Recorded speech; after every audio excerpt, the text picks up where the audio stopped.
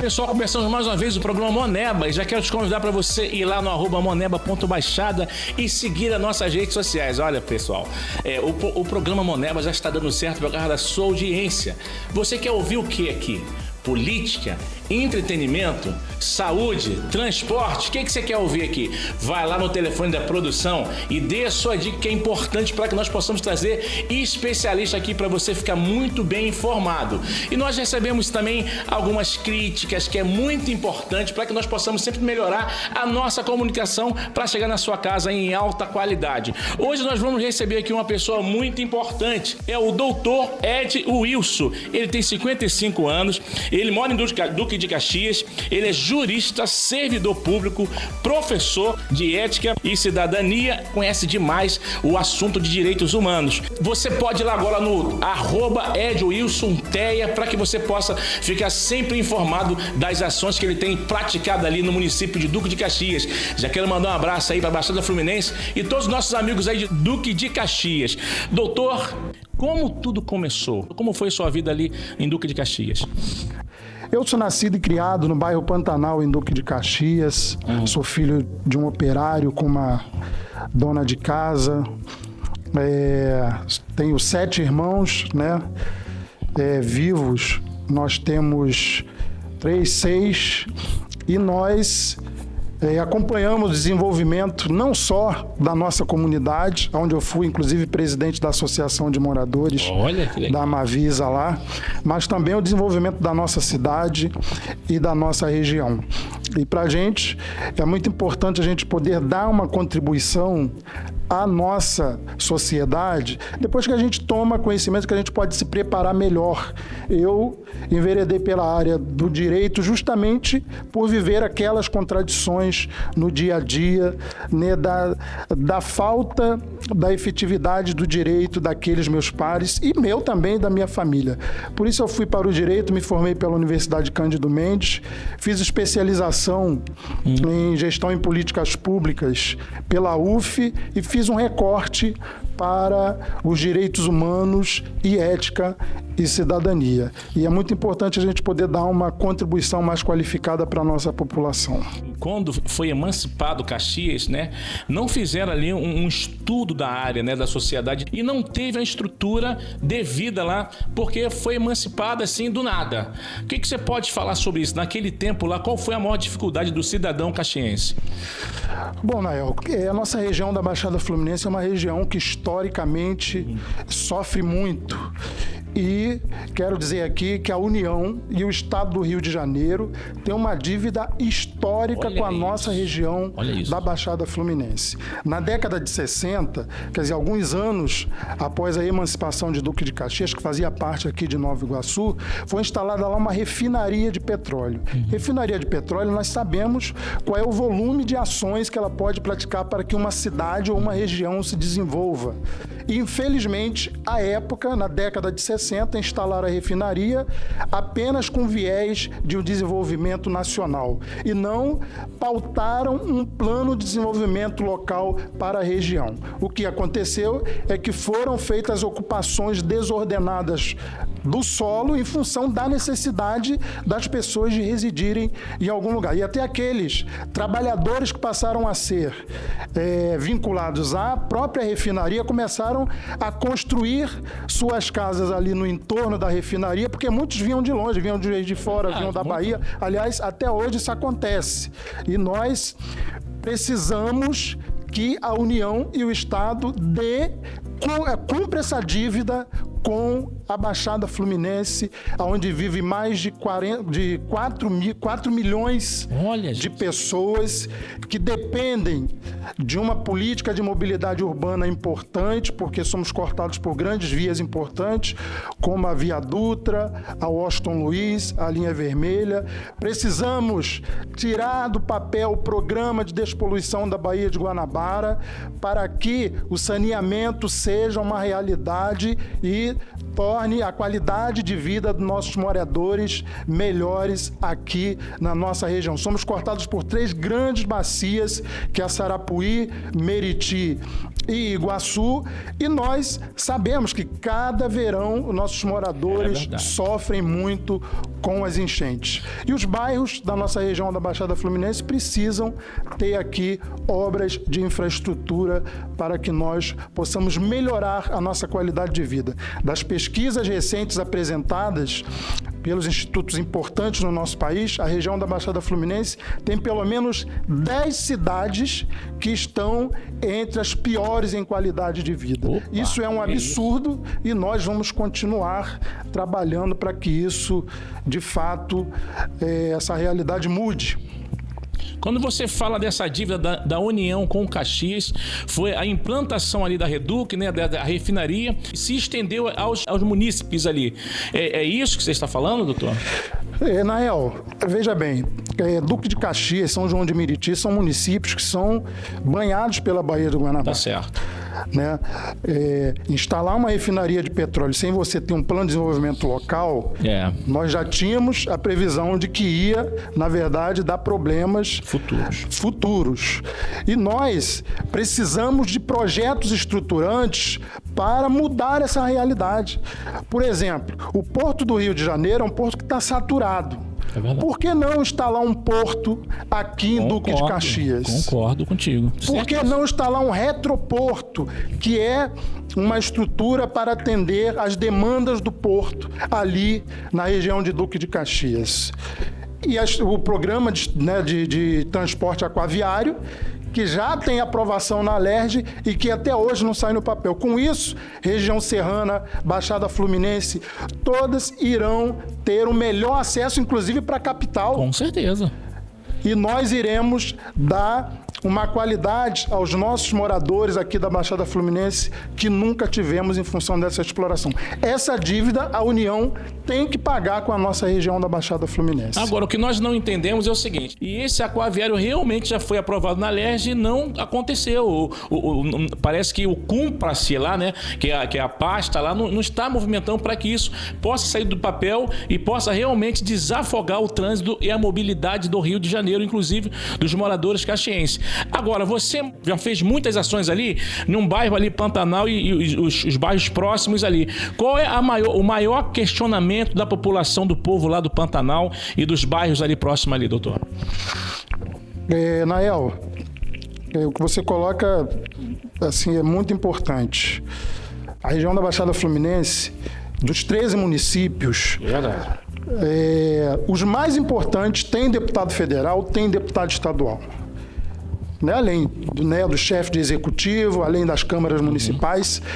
Esses segmentos políticos da administração pública importantes da nossa cidade precisam olhar para a Baixada Fluminense, região onde eles atuam de forma diferente, onde a gente possa estar trazendo para a região projetos estruturantes que atendam a todos os municípios. O problema de Duque de Caxias, o problema do meu bairro Pantanal, um dos mais graves é a enchente. Olha, gente, pessoal... É o saneamento, que é o problema de todos os bairros da Baixada Fluminense. Mas o programa de despoluição da Baía de Guanabara é o que pode dar uma qualidade de vida para os nossos moradores. E o governo do estado e a União tem que se empenhar nesse sentido. Inclusive agora, recentemente, a SEDAI foi privatizada. Olha, é verdade. E a Águas do Rio ficou com a responsabilidade de até 2030 resolver esses problemas. Nós estamos acompanhando e vamos continuar cobrando ações para que isso se concretize. Então, o maior questionamento ali da população ali do bairro Pantanal e os outros que foram atingidos por essas últimas catástrofes, enchente aconteceu, muita gente perdeu tudo. E todo ano muita gente perde tudo ali em Caxias ali e o Estado manda o recurso para refazer e às vezes nem chega na mão do morador. Não chega na mão do morador, o morador fica perdido, sempre se lamentando pelas perdas promovidas pela chuva ali, é isso mesmo? É verdade. Esse é um problema que é histórico, não é de hoje, né? De saneamento, das enchentes e etc. E quero destacar aqui um dos grandes problemas recentes da nossa região e justamente pela falta de infraestrutura, esse programa tem se agravado de forma relevante, que é a questão que envolve a segurança pública.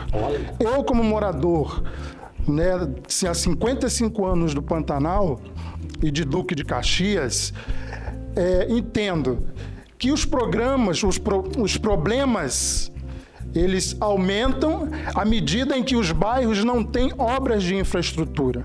Por exemplo, o Sistema Único de Saúde garante aqueles bairros onde se tem um número X de moradores e uma determinada extensão territorial, a garantia de uma unidade de pronto atendimento. Quando você coloca num bairro uma unidade de pronto atendimento, você tem que levar vários outros serviços que vão, na verdade, fortalecer e ajudar aqueles moradores. Você não tem como montar uma UPA dentro de um bairro e não colocar, por exemplo, segurança. Tá certo. Em função dos aparelhos caros que ali estão, em função, né, de até impedir que invadam, que vandalizem uma unidade tão importante de saúde como essa.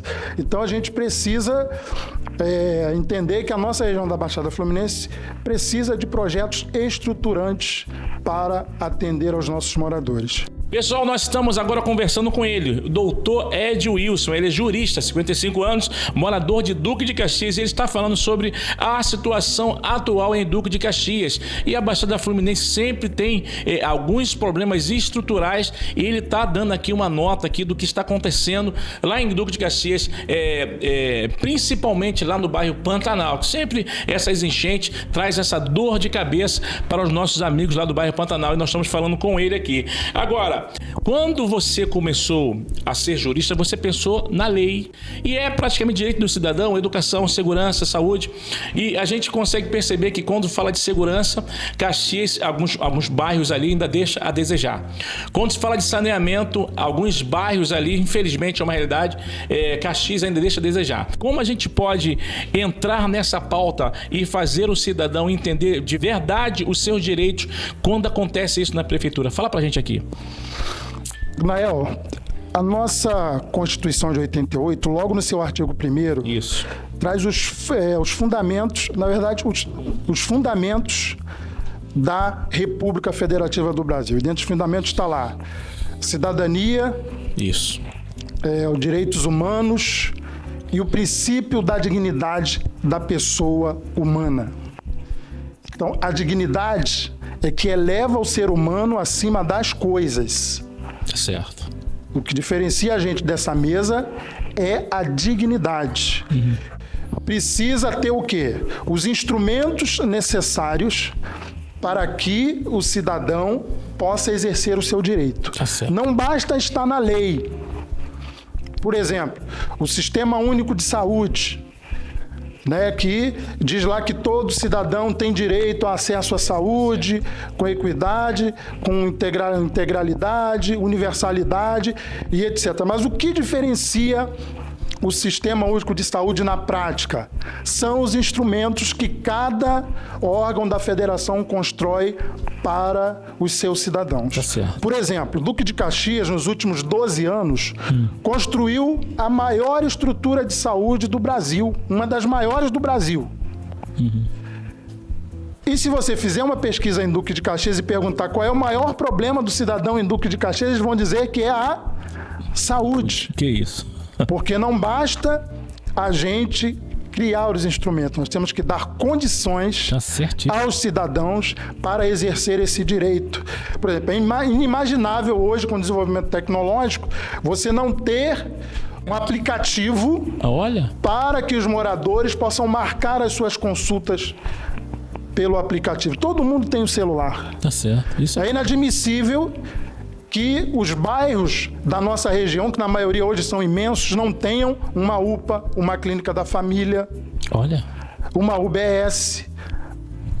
E principalmente para que os moradores não precisam se deslocar quilômetros para ter acesso a uma saúde. Isso até, inclusive, desafoga os grandes hospitais. Com certeza. E isso são políticas públicas de qualidade. Na educação, as nossas escolas têm um papel fundamental nos nossos bairros. Tá certo. que não é só servir como um instrumento para o cidadão se qualificar, se graduar e etc., mas sim como um instrumento de união da comunidade. A escola tem que estar aberta 24 horas. Olha, tá certinho. De segunda a segunda. Quando fechada para as aulas, tem que estar aberta para outras ações de integridade das comunidades. E assim, a gente vai melhorando e dando oportunidade ao cidadão de exercer com mais qualidade os seus direitos. Se fôssemos olhar por uma visão da necessidade maior hoje, pontual, uma necessidade que você acha que teria que aplicar toda a visibilidade, a política pública nessa situação, qual seria na visão do senhor, doutor? Olha, a educação é a base de tudo. Tá certíssimo. A educação é quem vai dar ao cidadão o conhecimento para ele buscar o seu direito, se ele não tiver o instrumento que lhe confere esse direito. Olha. A Lei 9099, que é a Lei dos Juizados Especiais, ela diz que nas causas de até 20 salários mínimos, o cidadão pode ele buscar o seu direito. Tá certo. Só que para ele ir buscar esse mínimo de direito, ele precisa ter o quê? Conhecimento. Porque na hora que ele for lá querelar numa audiência, não é o gerente do Ponto Frio que vai lá discutir com ele, sim o corpo de advogados. Então já se torna desigual. Então, o que a gente precisa é dar o cidadão, sim, os instrumentos necessários para que ele busque ele mesmo seus direitos, mas resolver essas questões para que as relações sejam numa condição de igualdade. Sensacional. Gente, nós estamos falando com ele aqui, doutor Ed Wilson aqui, e a gente vai entrar agora nos nossos comerciais, mas a gente vai falar no próximo bloco sobre a Fundec, que é um instrumento de grande valor que ajudou muito, que ajuda muito lá Duque de Caxias, aonde ele foi presidente lá, não é isso? E ele fez muitas ações e você vai ver aqui no próximo bloco. Então faz o seguinte, nós vamos entrar nos nossos comerciais, daqui a pouco a gente volta. Está sem tempo de mexer nas suas redes sociais? Precisando de melhoria na divulgação de seu ministério? Fique tranquilo, eu tenho a solução. Razarte. Uma empresa de responsabilidade e compromisso com seus clientes. Trabalhamos com fotografia, filmagem, criação de capa para CD, plataformas digitais e muito mais. Para a administração de suas redes sociais, não perca mais tempo. Entre em contato pelo WhatsApp 021 97215 0842. 021 97215 0842. Razarte faz.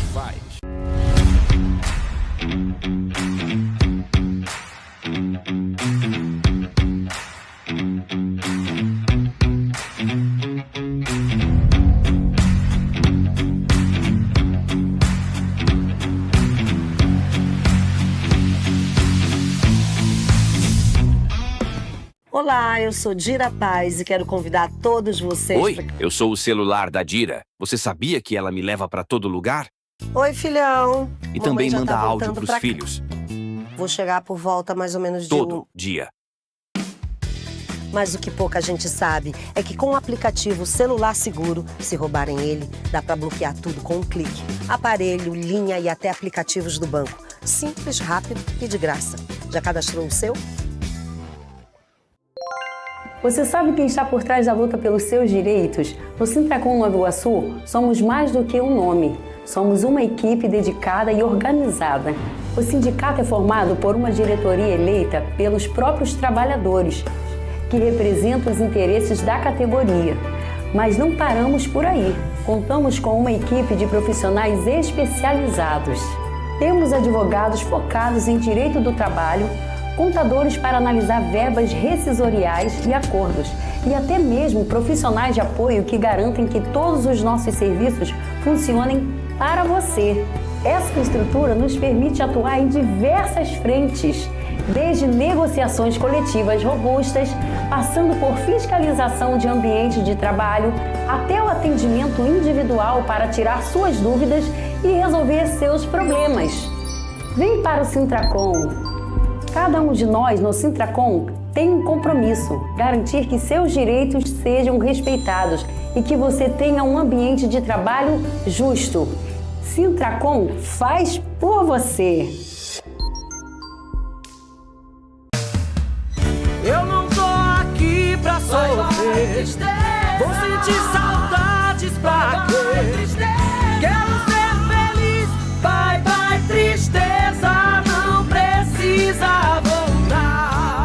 Agora, quem mais precisa vai dar bye-bye para a conta de energia. O governo federal está lançando o Luz do Povo. Energia de graça para quem gasta até 80 kW por mês e com desconto para quem usa até 120 kW. Governo Federal.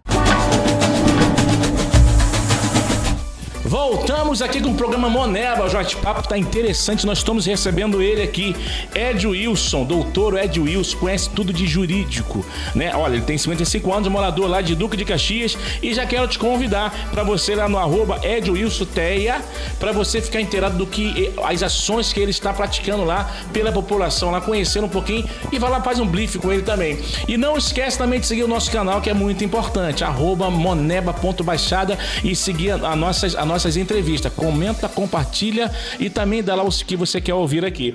Fala pra gente aqui, o Fundec, quais foram as ações que você aplicou lá na Fundec? Nael, das experiências que eu vivi na minha vida, que eu iniciei minha militância no movimento estudantil, movimento comunitário, como disse, fui presidente da Associação de Moradores do meu bairro e fizemos muitas ações políticas importantes. Mas a administração da Fundec em 2017 me trouxe uma experiência dentro do executivo, num cargo de confiança, né, que na época me foi confiado pelo prefeito Washington Reis. Aliás, foi ele quem criou a Fundec em 2005. E nós ali desenvolvemos várias ações que atenderam ao interesse de vários setores da nossa cidade. Eu vejo a Fundec como um instrumento de desenvolvimento estratégico da cidade de Duque de Caxias, porque é uma fundação que ela se relaciona com todas as áreas internas da administração, a saúde, com a educação, com esporte e lazer, com a área de inclusão, e ela serve de amparo, para dar suporte, para desenvolver conhecimento para a nossa população. Nós assumimos a Fundec com 15 unidades, entregamos com 31 unidades. Como é isso? Peraí, você assumiu lá a Fundec com 15 unidades? 15 unidades, entreguei com 31. Vários bairros ali? Dividida nos 4 distritos. Que isso? Nós pegamos com 40 cursos, entregamos com 102 cursos. Gente. Em diversas áreas.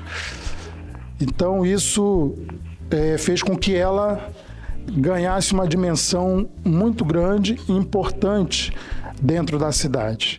Dentre as atividades desenvolvidas importantes, foi o desenvolvimento que nós fizemos na área de inclusão e trabalho, que era uma unidade que atende as pessoas com deficiência, e ali nós conseguimos não só trabalhar a independência, né, com a equipe técnica multidisciplinar muito importante, com psicólogo, com professor, com pedagogo, com médico, com profissional de educação física especializado, e nós conseguimos não só trabalhar a independência da pessoa com deficiência, mas também fazer a inserção no mercado de trabalho. Sensacional. De várias pessoas com deficiência, porque esse segmento, um dos grandes problemas que a gente tem e que as pessoas se atentam muito, dão mais oportunidade para as pessoas que têm deficiência física. E muitas das vezes não se atentam para aquelas que têm a deficiência intelectual, né? Que são as pessoas com transtorno do espectro autista, principalmente. E nós, atendendo ao que diz a nossa Lei Brasileira de Inclusão, que é de 2015, né, que a Lei Brasileira de Inclusão foi um marco importante para esse segmento, porque ela rompe com aquela prática de focar na deficiência para incentivar o foco na pessoa. Então isso faz toda a diferença. Você não faz política de inclusão se o foco não for na pessoa. Se for na deficiência, nós vamos continuar atuando como atuávamos anteriormente. As deficiências físicas, muitas das vezes, eram muito mais atendidas, as pessoas só queriam saber deficiência. E a Lei Brasileira de Inclusão veio e disse, não, é responsabilidade do Estado, do pai, da mãe, do Estado, da sociedade em geral, zelar pela aplicação dessa lei para que o direito dessas pessoas se materialize. E isso, para a gente, foi fundamental. Nós formamos aí mais de 200 mil alunos, né, em todas as áreas, nas áreas profissionais. 200 mil alunos? Isso. Lá? E nós, em todas as áreas, porque nós entendemos importante. Um grande projeto que eu não desenvolvi, mas que iniciei e gostaria muito de um dia, não eu finalizar, mas que fosse finalizado por quem quer que seja, porque política pública boa é aquela que atende aos interesses da população, independente de quem faz. Né? Você tem outras pessoas que também já manifestaram e já falaram sobre essa escola que eu vou falar, mas nós precisamos ter, aí não só para Duque de Caxias, mas para a Baixada Fluminense, uma escola técnica na área de petróleo, gás, energia e derivados. Para quê? Para atender as demandas da nossa refinaria Duque de Caxias. Até hoje, nós vemos chegar na Reduc ônibus de Juiz de Fora, da Bahia, com trabalhadores de fora. Isso aí eu tenho que concordar. Porque nós não temos trabalhadores qualificados aqui para trabalhar nas melhores posições dentro da Reduc. É verdade. Porque, né, amassar barro não é demérito de ninguém trabalhar amassando barro. Mas nós queremos ser intelectual, queremos nossos trabalhadores, nossos moradores nas áreas mais importantes lá na nossa refinaria. Principalmente o relatório do Fórum Mundial, do Fórum Econômico Mundial desse ano, de janeiro, aponta, né, que pelo menos 92% das atividades que se desenvolvem hoje, elas serão excluídas. E mais de 70% serão criadas novas, mas tudo dentro da área de tecnologia. E mais, o trabalhador que quiser se colocar no mercado de trabalho terá que ter pelo menos a especialização. E a especialização é acúmulo técnico e comportamento adequado. A política comportamental hoje ela é tão importante quanto a técnica para que o trabalhador ingresse e se mantenha no trabalho. Por isso, inclusive, já temos algumas leis que falam, que dão incentivo às empresas que têm programas de saúde mental do trabalhador. Isso agora, é muito importante. Agora, doutor, como você falou que teve 200 mil pessoas que praticamente foram atendidas pela Fundec lá. Agora, você como um servidor público, você deve ter tido alguma experiência ali pessoal. Vamos tentar entrar na área pessoal agora, de algo que você fez que marcou muito.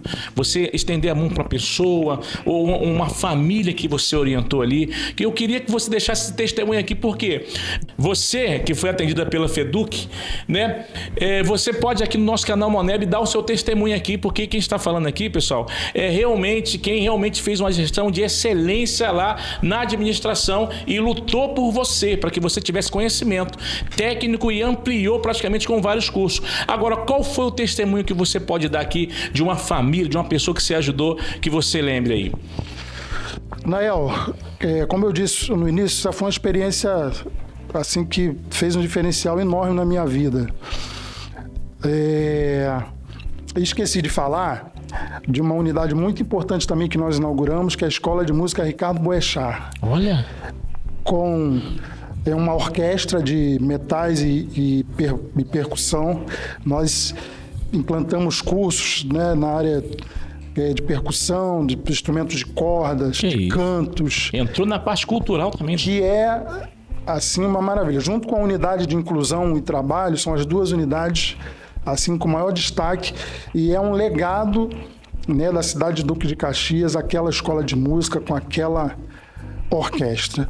Mas a experiência que mais me fez pensar e melhorar, inclusive, o meu comportamento com meus pares, com a sociedade em geral, foi exatamente a relação humana. Porque o administrador, você tem que saber bem lidar com a questão técnica, saber operar bem os materiais, mas, por outro lado, isso só vai funcionar se você tiver pessoas comprometidas com isso. Olha. E na administração pública, o que nós precisamos é de servidores que tenham capacidade de entender essa necessidade de que o cidadão precisa de ser atendido com humanidade. Interessante. E o tratamento que o gestor dá aos seus é o que você quer que o cidadão seja atendido. Por exemplo, todos os trabalhadores da Fundec, uma vez por semestre, eu reunia todos eles. Botava a SG, colocava o vigia, colocava o professor, colocava o PhD, tudo numa sala para falar dos princípios da administração pública. Os que a gente mais destacava eram os princípios mais importantes. Dignidade da pessoa humana. Olha. E aí aprofundava. Falávamos também, né, de assédio moral. Muito bom. Né, que é o gênero, falava das espécies do assédio moral, que era assédio sexual e etc., para que todos tivessem conhecimento. E, na prática, quando eu chegava na unidade, eu olhava a recepção e perguntava a cada pessoa a quem ela estava esperando para ser atendida, o cidadão. E o cidadão falava, diretor tal. Eu dizia, tem alguém para falar comigo? Não, então você tem, então você já pode ir para a minha sala. E eu pegava o nome de todas as pessoas que estavam ali, que aquelas pessoas estavam andando para ser atendido, ia na sala deles e dizia, olha, eu quero que você, diretor, pare para atender aquela pessoa que está lá. Poxa, que legal. Porque você monta a equipe como diretor, é para você ter tempo para cuidar das coisas mais importantes para o cidadão. E não tem coisa mais importante para o cidadão ele chegar numa unidade de saúde e o médico diretor vir lhe atender. É verdade. Qualquer lugar é assim, né? E dizer, sabe, está bem atendido, está precisando disso, por que ainda não foi? Tem 300 pessoas na frente, tudo bem, mas você salva muita vida se você tiver um protocolo de atender com dignidade essas pessoas. Então, gestão pública, para mim, é isso.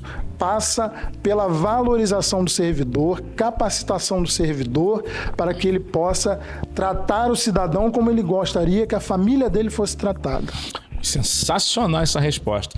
Bem, agora vamos quase chegando aqui ao final da nossa entrevista.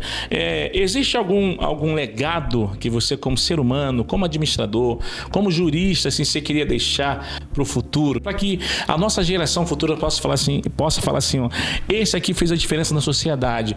Qual seria? Um livro, um documentário? Fala pra gente aqui, doutor. Olha, esse legado pessoal é um livro que eu já iniciei, já escrevi, né, as primeiras linhas. Olha. Na verdade, estou escrevendo em forma de artigos e que pretendo, né, para o ano que vem, lançar esse livro falando sobre a qualidade ética na gestão pública. Que legal. Então, ano que vem, eu acho que a gente vai voltar de novo para lançar esse livro contigo, doutor. Agora, uma pauta que hoje é interessante, hoje no Brasil, é direitos humanos. E é uma área que praticamente você domina muito. O que você pode falar sobre essa pauta aqui, direitos humanos? Fala pra gente aqui. A pauta de direitos humanos, para mim, é muito importante. Eu norteio toda a minha formação e, atualmente, agora estou fazendo um investimento técnico para aprimorar, né, esse conhecimento nessa área. E, principalmente, toda vez que eu posso, eu esclareço para quem eu posso o que é o meu entendimento sobre direitos humanos. Entendi.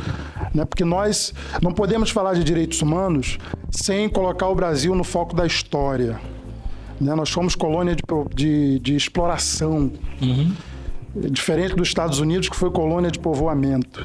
Então, nós, muito recentemente, passamos a ter independência. Alguns segmentos, historicamente, só recentemente começaram a ter acesso a alguns direitos, né? Como é o caso dos próprios negros, né? Com o sistema de cotas, que muita gente é contra, mas que é um programa importante. Né? As mulheres... Hoje, a gente ainda precisa estar criando leis para proteger a mulher de violência doméstica. As pessoas com deficiência, a lei de inclusão é de 2015, o Estatuto do Idoso é de 2003. Então, são segmentos que historicamente sempre foram excluídos. As pessoas com deficiência, né, que eu já falei aqui, acho que é importante que a gente reforce. Hoje o movimento LGBTQIA+, tem gente que gosta, que não gosta, mas a nossa Constituição garante que todos tenham acesso ao direito. Por isso está lá, logo no artigo 1º, um dos fundamentos da nossa República é a dignidade da pessoa humana. E quando a gente observa que a sociedade está discutindo direitos humanos apenas com as falácias do senso comum, isso é muito prejudicial para que a gente desenvolva políticas de qualidade para isso. Por quê? No senso comum, a gente não pensa como formadores de opinião.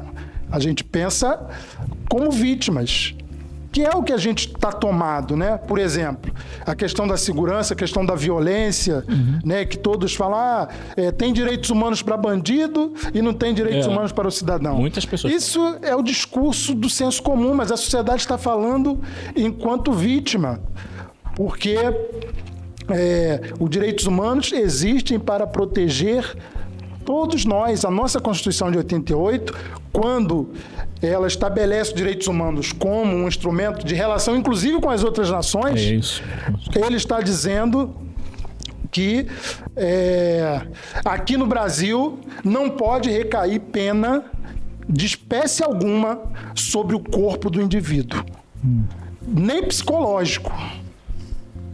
Né? E é os direitos humanos, por exemplo, que garantiu a mulher ter acesso hoje à Lei Maria da Penha.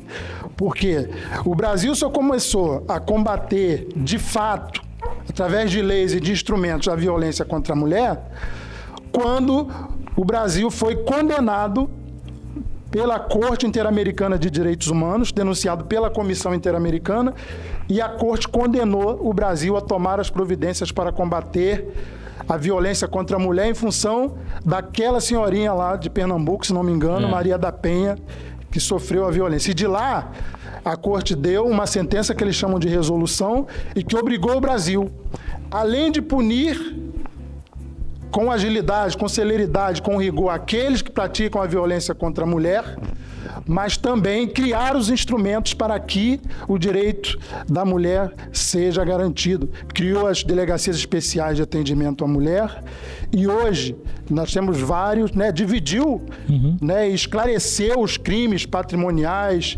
crimes psicológicos, crimes de todas as espécies que a mulher sofria e não tinha como se defender. Criou institutos, né, que a gente fala, as medidas protetivas, que antes a mulher dava a entrada e denunciava o marido e podia ir lá e tirar. Então a lei hoje não permite mais que a mulher retire, a não ser na frente de um juiz e se justifique. E mais, qualquer pessoa pode denunciar. Antes é só a mulher que sofreu a violência que podia denunciar. E as medidas protetivas, hoje até o delegado pode expedir uma medida protetiva de violência foi um avanço contra a mulher. E isso é direitos humanos. E se nós temos um sistema penal que é o da recuperação, né, eu costumo dizer que hoje quem mais faz melhor o programa de recuperação dos apenados no nosso país são os religiosos. São os evangélicos, a pastoral carcerária que fazem. Nós precisamos criar instrumentos capazes de desenvolver melhor esse instrumento. Então, se a lei não permite que recaia, isso é a nossa Constituição de 88, que nós assinamos, que o castigo recaia, que a pena recaia sobre o corpo, nós precisamos respeitar isso. Agora, o cidadão tem o direito de defender a pena de morte. Agora, cobre do seu deputado para ir lá em Brasília e defender. E o parlamento é para isso, é para defender todos aqueles que pensam diferente. Tá certo. E isso tem que ser respeitado. Agora, se a lei não permite, nós não podemos praticar. Assim como não pode haver violação aos direitos humanos de um cidadão que nada fez contra a lei, aquele que atuou contra a lei tem que ser dado a ele o direito que a lei permite. Tá certo. nesse alcance, porque senão a gente acaba vivendo um outro estado. E um país como o nosso, né, que foi colônia de exploração durante muito tempo, nós já temos muitos resquícios e que nós precisamos criar ainda muitos instrumentos para que, de fato, a sociedade brasileira possa chegar a pensar em outro patamar de voltar, por exemplo, uma pena de morte. Tá certo. Que é uma pauta muito séria também. As pessoas falam, mas não têm noção de conhecimento do que é. Bem, pessoal, conversamos aqui com ele, Ed Wilson, doutor Ed Wilson, que é lá de Morador de Duque de Caxias, e ele é jurista. Já quero te convidar para você de novo, ir lá no @Ed Wilson Teia. Tô certo, doutor? Agora, nós vamos caminhar para o final. Eu queria que você deixasse aqui, doutor, as suas considerações finais aqui, a quem você quer agradecer. E mais uma vez, obrigado por esclarecer para a gente aqui o valor que a Baixada Fluminense tem, a priori lá, os nossos grandes amigos lá de Duque de Caxias, bairro Pantanal, e também sobre todos os assuntos que foram abordados aqui, e os direitos humanos e tudo. Muito obrigado, né? Que eu quero te chamar de novo para você vir aqui outras vezes aqui. Agora, deixa aqui as considerações finais aqui para a gente. Nael, obrigado pela oportunidade, quero te agradecer a sua esposa, agradecer ao Ricardo, esse grande amigo de caminhada de luta aí que nós estamos já há algum tempo, né? Agradecer à professora Alê, ao nosso amigo Robson, e dizer que estou à disposição sempre que precisar, né, dentro das minhas limitações, do que eu puder dar de contribuição, pode contar, porque eu forjei minha vida assim, sempre dando essa contribuição. E quero dizer para o cidadão da nossa região da Baixada Fluminense, de Duque de Caxias, que tenhamos esperança, mas não esperança de esperar, esperança de buscar. Isso aí. De fazer acontecer. E essa região, nosso estado, nosso município, só vai mudar a hora que o cidadão, de fato, estiver consciente de todos os seus direitos e mais, tiver a capacidade de buscar esse direito que lhe é negado todos os dias. Um forte abraço a todos, fiquem com Deus. Bem, gente, vamos ficando por aqui, o nosso canal Moneba. Já quero de novo te convidar para você ir lá no @moneba.baixada e seguir as nossas redes sociais também, né? A Moneba, lá nas redes sociais, no Instagram. Dá uma força também, vai lá no @naelrodrigues.oficial, vai lá dar um like, curte e comenta comigo lá. Vamos bater um papo lá nas redes sociais. Moneba vai ficando por aqui e até mais, pessoal.